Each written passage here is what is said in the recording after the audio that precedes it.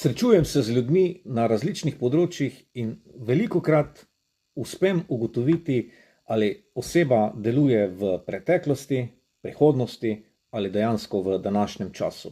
Veliko ljudi namreč se ukvarja z preteklimi dogodki, na katere tako ali tako več ne more vplivati oziroma jih ne more spremeniti, hkrati pa druga večina ljudi živi v neki prihodnosti, torej v času, ki sploh ne vemo, če bo prišel, ki še ga ni, in odlašajo z nekimi odločitvami, bom naslednjič, bom poskusil, morda drugič, ne vem, bom te poklical in tako dalje. Torej, odlašamo s to odločitvijo, da nekaj naredimo zase, za svoje zdravje, za finančno prihodnost ali karkoli, na nek prihodni termin.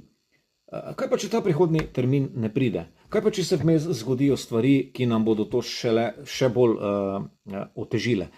In dejstvo je, da imamo samo en pravi trenutek in to je zdaj.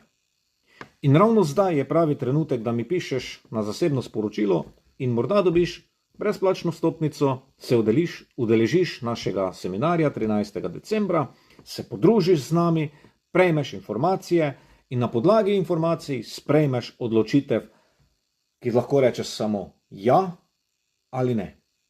Dejstvo pa je, da tudi če rečeš ja, izgubiti nimaš kaj. Lahko pa veliko pridobiš. In zdaj si na vrsti ti, dragi moj prijatelj, draga moja prijateljica. Odločitev prepuščam tebi.